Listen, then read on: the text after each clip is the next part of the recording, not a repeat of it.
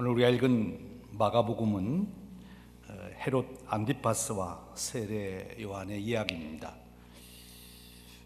만일 여러분에게 이 두 사람 중에 한 사람을 선택해서 여러분도 그렇게 살아라, 그렇게 선택권이 주어진다면 여러분은 헤롯 안티파스와 세례 요한의 삶 중에 어떤 삶을 여러분들은 살기를 선택하시겠습니까? 좀 생각해 보셔야 되겠죠? 그 생각을 돕기 위해서 우리 그림 하나를 좀 보여드리겠습니다. 세례 요한과 그리고 헤롯 안티파스 왕 그리고 헤로디아가 나와 있는 그림이지요.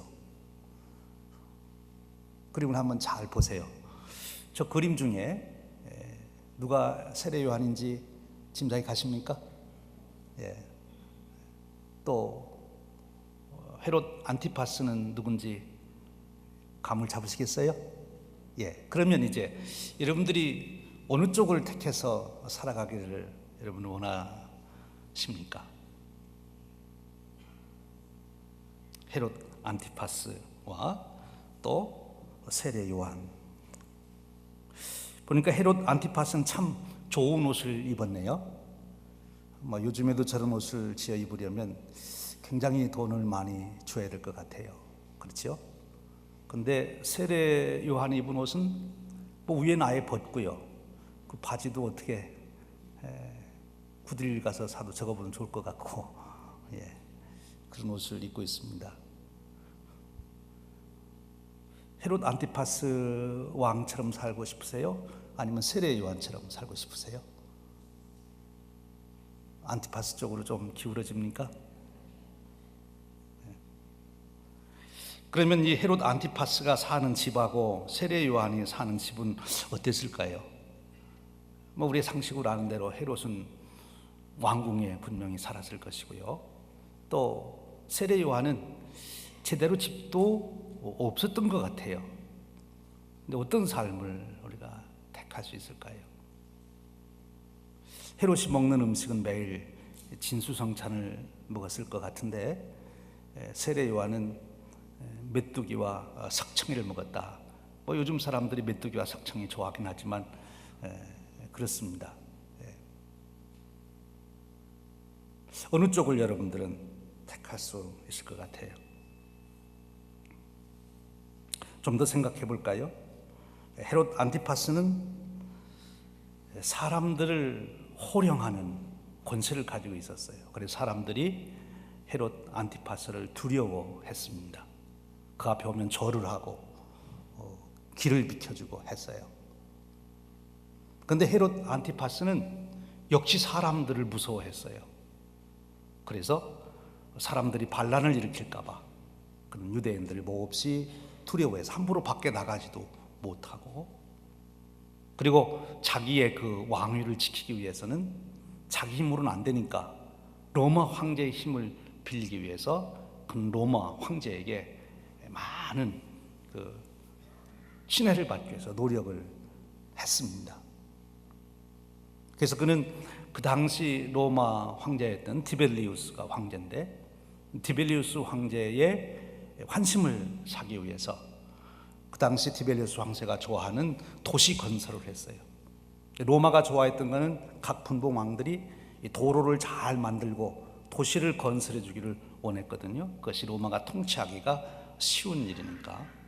그래서 이 헤롯 안티파스도 길을 잘 닦고 도시 건설을 했는데, 이 헤롯 안티파스가 건설한 유명한 도시가 있습니다. 그게 어디죠? 그 유명한 갈릴리 호수 옆에 아름다운 도시 디베리아. 디베리아가 디벨리우스 황제의 이름을 따서 도시를 건설하고 황제에게 도시를 바쳤습니다. 그렇게 해서 자기의 권력을 유지하려고 한 거예요. 반면에 세례 요한은 사람을 두려워하지 않았습니다. 오히려 사람들이 그를 간 곳마다 따라다니고 사람들이 그에게 와 말씀을 듣고 회개하고 세례를 받는 그런 일을 했습니다. 여러분들은 헤롯 안티파스 왕처럼 살기를 원하십니까? 아니면 세례 요한처럼 살기를 원하십니까? 좀 더 가볼까요? 헤롯 안티파스 왕과 그리고 세례 요한에 대해서 우리 인간의 심판자이신 주님께서는 그럼 어떻게 평가하셨는가? 세례 요한도 예수님을 만났고 헤롯 안티파스도 예수님을 만났어요. 그런데 그 예수님께서 한 번은 바리새인들이 와가지고 헤롯 왕이 너를 죽이려고 한다 이렇게 소식을 전합니다. 그때 예수님이 헤롯 안티파스에게 뭐라고 말을 하라고 그러면 너는 궁중에 있는 여우에게 가서 말을 해라. 그래서 이 헤롯 안티파스를 굉장히 간교하고 교활한 사람으로 주님이 평가를 하고 있어요. 그런데 또 한 번은 세례 요한이 옥에 갇혔을 때 제자들을 보내서 예수님에게 질문을 했을 때 그때 예수님이 세례 요한에 대해 평가하기를 여인이 난 중에 가장 큰 자라 이렇게 또 평가를 해주셨어요. 그러면 여러분은 헤롯 안티파스 왕처럼 살길 원하십니까? 아니면 세례 요한처럼 살길 원하십니까? 좀 선택이 쉽지 않으시죠? 옛날에 한 촌에 가난한 선비가 있었는데 딸이 가서 이제 시집을 갈 나이가 됐습니다. 그래서 여러 곳에서 혼처가 왔는데 이 아버지가 딸을 불러서 결정해야 되겠다 이렇게 생각하고 딸을 불러서 물었어요. 야, 저 동쪽에서 혼처가 왔는데 거긴 참 김첨지네가 부자란다. 평생 먹을 것 걱정 없이 살 수 있는 그런 부자인데 조금 흠이 있는 것은 신랑감이 좀 변변치 못하다더라. 그리로 시집을 갈래? 아니면 저 서쪽 박첨진에는 좀 가난해서 먹고 살기는 힘든데 신랑이 참 늠름하고 참 신랑이 훌륭하다더라. 가난하지만 훌륭한 신랑이 있는 그 집으로 시집 갈래? 어디로 시집 갈래? 그러니까 이 딸의 아버지한테 하는 대답이 이렇게 대답했다고 그래요. 밥은 동쪽에 가서 먹고 잠 서쪽에 가서 잘래요. 그래서 동가식 서가숙이라는 사자성어가 나왔지요. 여러분도 인생을 살아가는 과정 중간까지는 헤롯처럼 살다가 마지막에는 세례 요한처럼 평가를 받기를 원하십니까? 이 처녀가 그렇게 시집갈 수 없듯이 우리의 인생도 그렇게는 안 되는 거지요. 우리가 살아간 삶 자체가 우리가 평가를 받는 것이기에 오늘 우리는 선택해야 되는 거예요. 왜 마가는 초대교회 성도님들 마가 공동체에게 이 헤롯 안티파스 왕의 이야기와 세례 요한의 이야기를 길게 소개하고 있을까요? 그것은 바로 이 마가가 당시에 초대교회 성도들에게 지금 제가 드렸던 그런 질문을 던지고 있는 거예요. 너는 누구를 의 길을 택해서 살아갈 것이냐? 당시의 초대교회 성도들이 이 복음을 듣는다고 하는 것은 그들에게 큰 결단, 선택을 하라는 요청이 되는 것입니다. 사실 그때만이 그런 것이 아니죠. 오늘도 우리가 살아가며 복음을 듣는다고 하는 것은 우리에게 선택을 요청하는 거예요. 여러분, 선택이 삶입니다. 우리가 하루하루 살아가며 무엇을 먹을까 무엇을 마실까 하는 작은 것에서부터 우리가 누구와 결혼할까 하는 중요한 문제에서부터 우리의 일생은 선택의 연속으로 이루어져서 선택이 결국 나의 삶이 되고 내 인생이 되고 내 운명이 되는 거예요. 우리 인간에게 주어진 절대 권리가 있다면 그것은 선택의 권리입니다. 하나님께서 아담을 만드시고 선악과를 만들어 놓으시고 네가 선악과를 먹을 수도 있고 안 먹을 수도 있다. 네가 선택한 것이다. 선택권을 주셨어요. 그런데 그 선택은 반드시 그 결과를 책임져야 한다는 거예요. 아담이 선악과를 먹은 것에 대한 책임을 지었듯이, 그래서 곧 선택은 내 권리지만 선택의 결과는 내가 그대로 받아들일 수밖에 없다는 것입니다. 그래서 선택이 중요한 거예요. 지금 초대교회 성도들에게 너희가 헤롯 안티파스 왕과 같은 그런 인생을 살아갈 거냐, 아니면 세례 요한과 같은 인생을 살아갈 거냐, 바로 둘 중에 하나를 너희들은 선택해야 된다. 이것이 마가가 지금 던지고 있는 질문인 것입니다.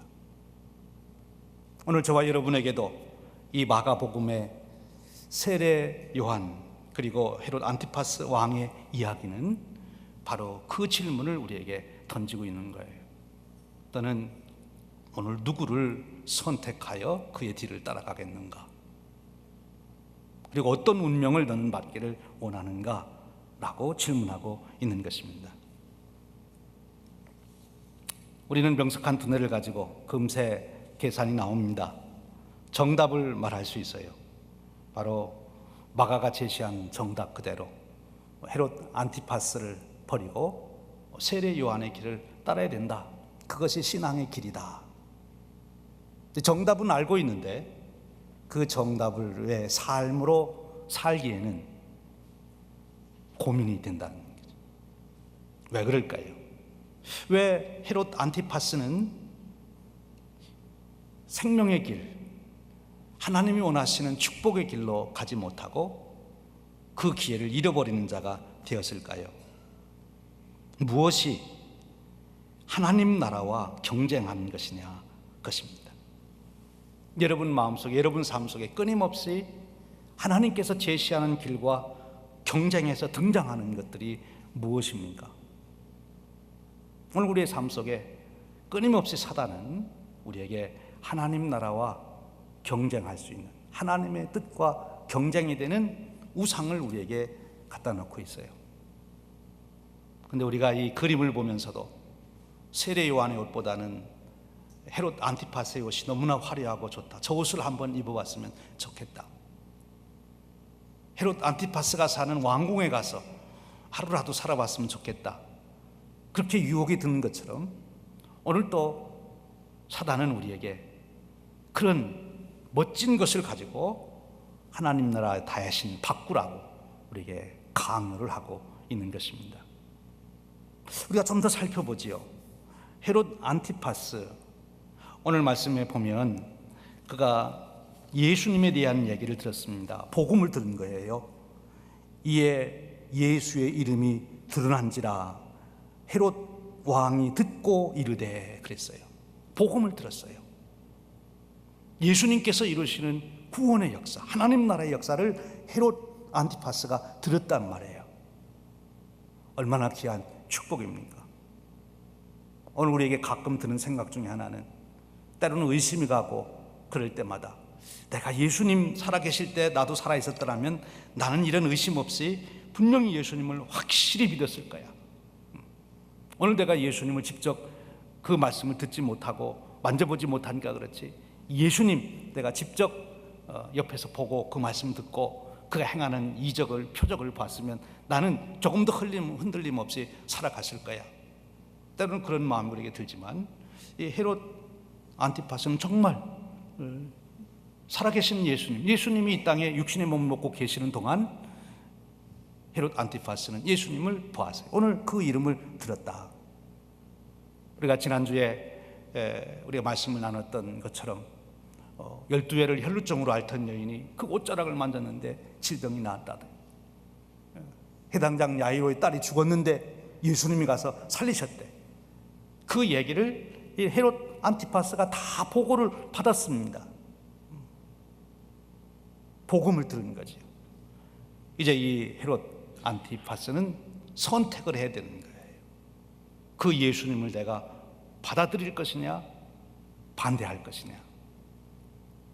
근데 왜 이 헤롯 안티파스는 예수님을 받아들이지 못할까요? 그 놀라우신 예수님을 왜 헤롯 안티파스는 거부할 수밖에 없을까요? 이때뿐입니까? 이 헤롯 안티파스가 예수님을 직접 만날 수 있는 계기가 또 주어져요.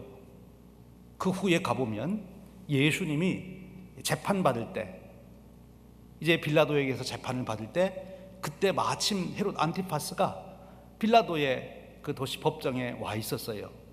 그래서 이 헤롯 안티파스 왕에게 빌라도가 보내서 당신이 한번 재판하라고. 그때 그 헤롯 안티파스가 예수님을 직접 대면해서 이야기를 나눕니다. 그런데 그 당시 성경의 기록은 헤롯 안티파스가 뭔가 예수님이 기적을 행할까 구경삼아 그를 보려고 그러다가 예수님이 기적을 행하지 아니하자 다시 빌라도에게 당신이 재판하라고 보내게 된 거지요. 예수님을 직접 대면, 근데 예수님을 다시 실용하고 죽음의 자리로 내모는 헤롯 안티파스. 도대체 무엇 때문에 그는 그 하나님의 아들이신 예수님을 받아들이지 못했을까 하는 것입니다. 오늘 말씀의 내용을 읽어볼 때 바로 우리는 몇 가지 중요한 사항, 정말 하나님 나라와 우리 안에서 경쟁하는 우상이 되는 복음을 받아들이지 못하게 하고 그 복음의 뜻을 쫓아 살 수 없도록 우리를 가로막는 그것이 무엇인지를 우리가 찾아볼 수 있습니다. 오늘 말씀은 그렇게 이어져 가지요.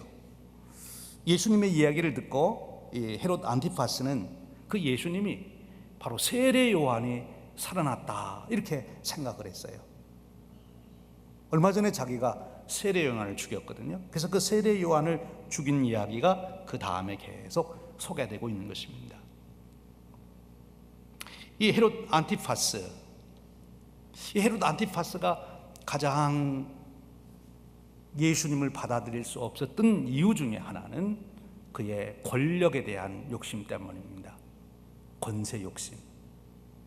우리 인간의 마음속에 끊임없이 우리를 붙들어 매는 것, 우리를 매료시키는 것, 그 하나가 있다면 그것은 내가 무엇인가를 컨트롤하고 싶은 권력의 욕심이라는 거예요. 이것이 끊임없이 우리가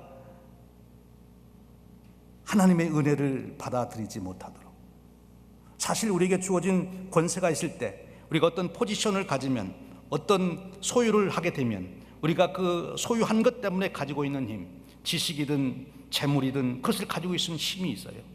또 우리가 어떤 포지션을 가지고 있으면 그 포지션 때문에 가지고 있는 힘, 영향력이 있어요. 그것을 가지고 자기의 욕심을 이루는데 지금 채우려고 하기 때문에 바로 예수님을 받아들일 수가 없게 되었다는 거죠. 이 헤롯 안티파스의 일생을 쭉 살펴보면 그는 그 권력에 강력하게 집착된 사람인 것을 알 수 있어요. 데비리어 그 도시를 건설한 것에서부터 나중에 가면 그가 세례 요한을 죽이게 되고 하는데 그 다메섹 왕 나바테아라고 우리가 부르게 되죠. 페치라라고 우리가 알고 있는 그 문명을 일으켰던 그 왕, 그 왕의 딸과 원래 결혼했는데 이제 자기의 이복 동생 헤롯 필립의 아내 헤로디아를 자기가 아내로 삼기 위해서 그 첫 번째 자기 부인을 이혼을 하려고 그러잖아요. 그래서 그 첫 번째 부인이 그것을 알고는 자기 친정집으로 도망을 갔어요. 친정 아버지한테 가서 그 얘기를 하니까 친정 아버지가 가만히 있겠어요? 그래서 그 다면서 나바테아 그 왕이 결국 이 헤롯 안티파스와 전쟁을 하게 돼서 이제 몰락을 하게 되는데 결국은 로마의 황제로부터 이제 유배를 받게 되죠. 그래서 프랑스에 있는 리옹이라는 곳으로 유배를 당해서 죽게 되는데 그 마지막 왜 그가 그러면 유배를 당했느냐 할 때에도 이 헤로디아가 이 헤롯 안티파스를 그렇게 충동을 했다는 거예요. 원래 헤로디아하고 이 헤롯 안티파스하고도 만나게 된 것도 어떻게 만나게 된가 하면 이 헤롯 안티파스는 이 헤롯 대왕, 자기 아버지 헤롯 대왕이 전체 유대 나라를 통치하고 있다가 죽은 후에 나라를 셋으로 나눠서 세 아들에게 나눠줄 때 바로 이 갈릴리 지방하고 베레아 지방을 맡아서 이제 다스리게 되는 그 나라의 3분의 1을 맡은 분봉왕이 된 거지요. 근데 그가 로마를 방문을 갔어요. 근데 방문을 갔는데 그때 거기에 바로 자기 이복 동생인 헤롯 필립이 헤로디아와 결혼해서 로마에 살고 있어서 그 집에 머물렀단 말이에요. 그래서 그 자기 이복 동생의 집에 머무르는 동안 이복 동생의 아내는 헤로디아하고 이제 눈이 맞아서 서로가 이혼하고 결혼하기로 그렇게 약속을 했다는 거예요. 그럼 헤로디아가 왜 그럼 자기의 로마에 있는 헤롯 필립을 버리고 자기의 그 남편의 이복형인 헤롯 안티파스를 택하게 됐느냐 할 때 사람들의 이야기는 자기 헤롯 필립은 지금 그 헤롯 대왕으로부터 소외돼서 로마의 볼모로 잡혀가 있는 그런 신세고, 지금 헤롯 안티파스는 그래도 본국에서 영지를 가지고 분봉 왕의 노릇을 하고 있는 권세를 가진 사람이 아닙니까? 그래서 이 헤로디아가 이 권세를 가지고 있는 헤롯 안티파스에게 매력을 느끼고 그 권세욕 때문에 바로 헤롯 안티파스를 택했다, 그렇게 말하는 거예요. 그래서 그 후에도 와가지고 계속 헤롯 안티파스를 충동질했다는 거예요. 당신이 이 조그만 나라의 왕이 돼가지고 어떡하냐, 이 나라를 통일하든지 아니면 더 큰 나라를 이루어야 된다. 그래서 이 헤롯 안티파스가 그 충동과 자기의 권세 욕망에 잡혀서 음모를 꾸미다가 그것이 로마 황제에게 발각이 돼서 그가 이제 유배를 가게 됐다, 그렇게 학자들은 말합니다. 권세 욕망이지요. 끊임없이 그를 사로잡고 있었던 권세 욕망. 오늘도 우리가 살아가며 하나님의 뜻, 하나님의 나라, 하나님의 의를 우리가 받아들이지 못하도록 방해하는 것, 그 하나는 우리가 끊임없는 권세에 대한 욕망 때문에, 내가 무엇인가를 컨트롤하고 싶은 욕망, 내가 여기 있다라고 하는 내 존재감을 드러내고 싶은 욕망, 이것이 우리로 하여금 끊임없이 우리 주님을 따르지 못하게 하는 걸림돌이 되고 있다는 거예요. 그것이 가정이든 일터든 친구들 사이든 교회든 어디에서든지. 오늘 우리는 이 문제를 다시 잘 살펴보아야 될 줄 압니다. 두 번째로, 이 초대 교인들, 그러니까 지금 이 마가가 이 헤롯 안티파스를 이렇게 내세우는 것은 그 당시에 복음을 듣는 자들 중에도 상당한 권력의 포지션에 있던 자들이 복음을 들었어요. 사도 바울을 통해서 또는 베드로를 통해서 복음이 증거될 때 권세 있는 자들이 왜 선뜻 복음을 받아들이지 못했냐, 내가 복음을 받아들이면 이 관직을 내려놓아야 되는데 이 관직을 내려놓을 수 없어서 그들은 복음을 받아들이지 못하는 그런 고민, 갈등 속에 초대교회 성도님들이 있었던 거예요. 로마의 관직을 내가 지켜야 될 것이냐, 복음을 받아들여야 될 것이냐, 쉽지 않은 이야기지요. 두 번째로는 재물에 대한 문제예요. 지금 이 헤롯 안티파스가 끊임없이 복음을 받아들일 수 없었던 그 하나, 그것은 재물에 대한 욕망 때문에 그런 것입니다. 부귀 영화를 누리고 싶은 거죠. 호화롭게 살고 싶은 것입니다. 당시에 초대교인들을 놓고 볼 때 가장 초대교회가 부흥했던 지역이 에베소 지역이에요. 에베소 지역에 있는 성도들이 가장 넘어가기 힘든 시험이 뭔가면 물질이었어요. 그들이 예수 그리스도를 믿는다는 것은 그들이 물질을 포기하는 것이 되었기 때문에. 왜 그런가 하면 에베소는 그 당시 항구 도시로서 그 무역업이 엄청 발달된, 그 당시 로마 다음으로 가장 화롭고 부강하게 사는 그런 도시였어요. 그래서 로마 다음으로 거기에 아주 엄청난 건축물들이 등장하게 된 것은 그만큼 잘 살았던 거예요. 그 에베소가 지진으로 어려워졌을 때에도 로마에서 도와주겠다니까, 우리 도울 필요 없다, 우리는 스스로 다시 재건할 수 있다고 할 만큼 그렇게 돈이 많았던 도시예요. 그래서 모든 장사하고 돈 벌고 싶은 사람들은 에베소로 모였어요. 거기 그리스도인들도 같이 있었어요. 왜냐하면 거기는 장사하기가 조건이 좋았어요.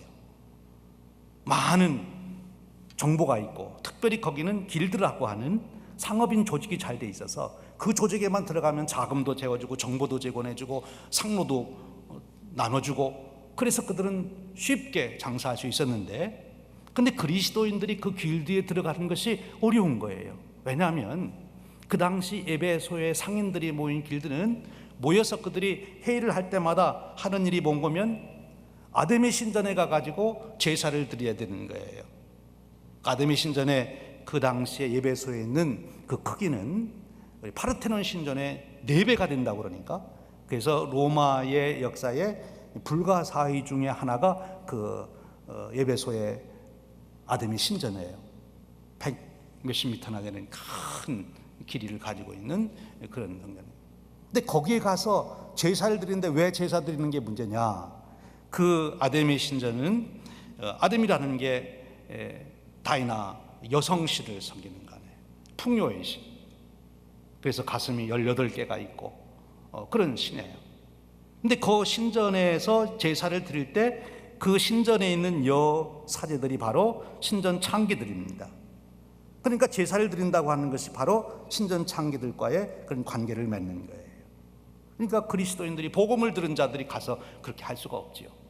같이 제사를 안 드린다면 길드에서 나와야 돼요. 길드에서 나오면 장사를 할 수가 없는 거지요.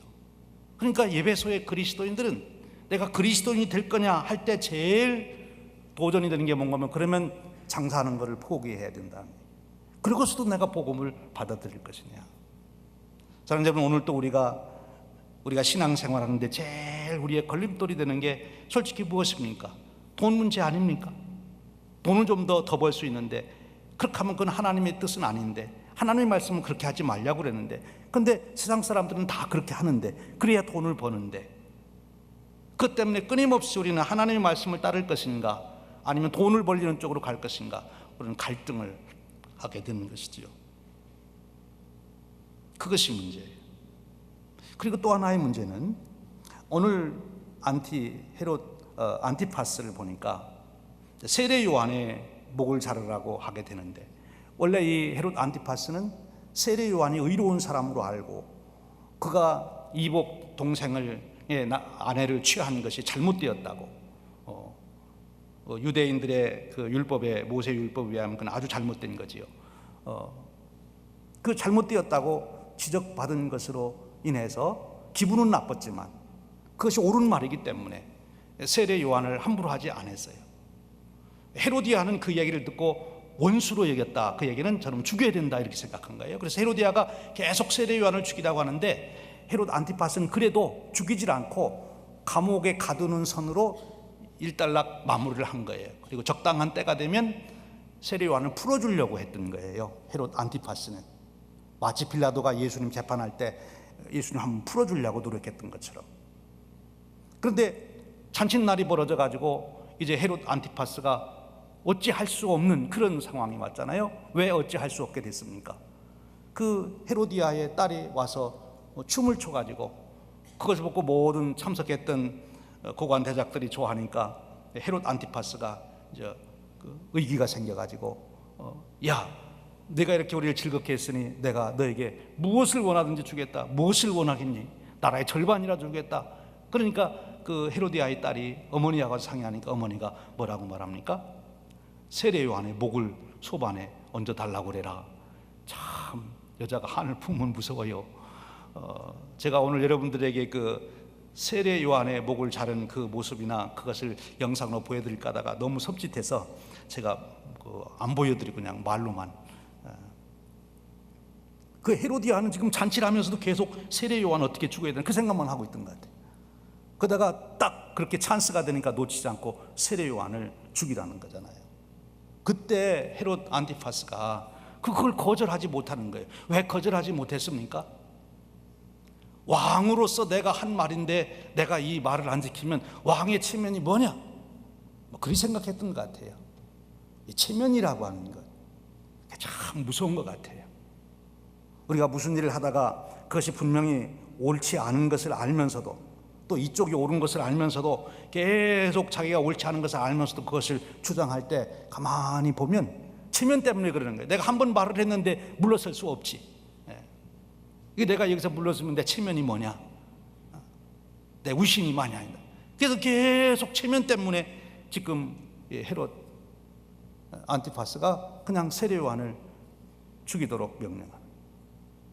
우리의 신앙생활에서도 언제든지 하나님 말씀이 내게 주어지고 언제든지 내게 성령께서 깨닫게 주시면 체면이고 불구하고 다 내가 회개하고 돌아오면 되는 것인데 왜 회개하지 못하느냐? 체면 때문에 못하게 되는 것이죠. 그것이 하나님 나라와 우리 안에서 경쟁하는 것이에요. 여러분, 오늘 마가는 초대교회 성도들에게 너희는 헤롯 안티파스의 왕의 삶을 따라갈 것이냐, 그리고 그 운명을 택할 것이냐, 아니면 세례 요한의 뒤를 따를 것이냐, 그리고 그 운명을 택할 것이냐, 선택하라고 말합니다. 오늘 우리에게도 여전히 오늘 말씀은 우리에게 신앙은 선택이라고 하는 것을 말씀하시고 있어요. 복음 앞에 하루하루의 삶 속에서 하나님이 내게 주신 축복을 내가 어떻게 사용할 것인지, 오늘 내 운명을 어디에 걸고 살 것인지 우리가 결단해야 한다고 하는 것입니다. 그런데 여러분, 이것이 쉬운 일이 아닙니다. 헤롯이 머리가 나빠서 그랬습니까? 배움이 없어서 그랬습니까? 아닙니다. 타락한 인간의 속성을 가지고는 절대로 그렇게 될 수가 없는 거예요. 그럼 세례 요한은 어떻게 그런 길을, 생명의 길, 하나님의 길, 하나님이 원하는 길을 선택할 수 있었습니까? 사람의 성령으로 된 것이 아니지요. 거기에는 성령님의 역사하심이 있을 때만이 가능하다는 거예요. 성령님의 역사하심. 사도 바울이 깨달은 것이 그거예요. 오라 나는 곤고한 사람이로다. 누가 이 사망의 몸에서 나를 건져내랴 할 때 자기가 옳은 것을 알면서도 택할 수 없는 그 연약함, 그런데 그것을 능히 이기게 하시는 분은 성령님이신 것을 그가 깨닫게 되는 거죠. 그래서 결국 그의 소원은 성령 충만함 아니었습니까? 성령님의 역사하심 없이는 우리는 거룩한 삶을 살 수가 없는 거예요. 사랑하는 여러분, 오늘 우리는 복음 앞에 순간순간 선택을 해야 합니다. 그리고 그 선택이 우리의 삶이요, 우리의 운명이 되는 것이요. 어떻게 우리가 생명의 길, 의의 길, 영원한 영광의 길을 택할 수 있겠습니까? 세상적인 지혜 하나만 말씀드리지요. 잭 웰치라고 하는 GE의 최고 경영자로서 이 시대 최고의 경영자로 추앙받는 분이 계시는데, 그분의 부인 수잔 웰치가 10-10-10이라고 하는 책을 썼어요. 근데 그 10-10-10은 무엇을 말하는 거면, 당신이 무엇을 선택할 때 10-10-10의 원리를 적용해라. 첫 번째 10은 10 minutes를 얘기하는 거고, 그 다음 10은 10 months를 말하는 거고, 그 다음 10은 10 years를 말하는 거예요. 숫자로 그렇게 표현했지만 다시 그걸 해석하면 처음 10은 지금 그것을 선택했을 때 당신에게 어떤 영향이 올 건가를 생각하고, 또 하나는 조금 후에 그것이 어떤 영향이 올 건가를 생각하고, 하나는 아주 먼 미래에 오늘 내 선택이 어떤 결과를 가져올지를 생각하고 선택을 해봐라. 그리고 가능하면 먼 미래에 어떤 결과를 올 것인지를 오늘 내가 생각하고 선택하면 바른 선택이 된다. 그렇게 지혜를 가르쳐 주는 거예요. 오늘 말씀을 통해서 제가 여러분들이 나누고 싶은 것은, 그런 인간의 지혜를 넘어서 우리가 분별을 했더라도 결단을 못 내릴 때 성령님께서 오셔서 우리를 강권해 주셔야 된다는 것입니다. 그래서 우리는 기도할 수밖에 없는 거예요. 하나님, 제가 압니다. 이것이 옳은 길인 줄 압니다. 제가 아버지로서, 남편으로서, 교회 직분자로서, 성도로서, 그리스도인으로서 이렇게 살아야 된다는 걸 압니다. 그런데 제게 능력이 없으니 성령님, 제가 그렇게 살 수 있도록 제게 능력을 주시기를 원합니다. 결단할 수 있도록 저를 이끌어 주시기를 원합니다. 그 기도, 그래서 성령님이 오셔서 우리를 붙들어 주실 때 비로소 우리는 그 거룩한 삶을 이루어갈 수가 있게 되는 것입니다. 그리고 또 하나 중요한 원리는 동지를 구하는 것입니다. 혼자는 어렵지요. 우리가 서신서를 읽어보면 끊임없이 사도 바울이 강조하는 것은 신앙생활은 혼자 하는 것이 아니라 함께 하는 것이다. 심지어 교회는 우리가 그리스도의 몸으로서 서로가 지체가 된 것이다. 우리는 서로 절대 떨어져서는 신앙의 승리를 거둘 수가 없다. 우리는 함께 해야 된다.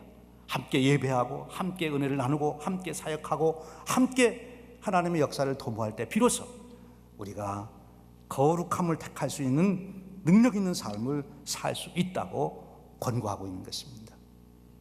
오늘 여러분 한 분밖에 없는 인생을 정말 생명의 길, 은혜의 길, 거룩한 길을 걷고 싶지 않습니까? 그 삶을 선택하길 원하시지 않습니까? 그렇다면 성령님께 우리가 구하십시다. 주님, 저에게 분별력을 주시고 제가 깨달았을 때 그것을 선택할 수 있는 결단력을 제게 허락하여 주시옵소서. 그리고 함께 그 일을 이루어갈 수 있는 믿음의 동역자들을 제게 주시어서 그 길을 끊임없이 걸어갈 수 있게 하여 주시옵소서. 오늘 저와 여러분의 삶 속에 성령님의 이루시는 거룩한 결단을 가지고 끊임없이 생명의 길을 선택하여 가는 그런 인생 되시기를 주님의 이름으로 축원드립니다. 기도하겠습니다. 하나님 아버지, 오늘 화려했지만 그러나 멸망의 길로 간 헤롯 안티파스 왕과 언뜻 보기에는 구차하고 초라했지만 가장 여인이 낳은 자 중에 큰 자라고 칭찬을 받았던 세례 요한의 삶을 비교하며 우리의 삶을 어떻게 선택할 건지 생각해 보았습니다. 저희들은 스스로 살 수가 없으니 성령님 오시옵소서. 오셔서 우리를 깨닫게 해주시고 깨달았을 때 그것을 행동으로 옮길 수 있는 결단하는 능력을 허락하여 주시기를 원합니다.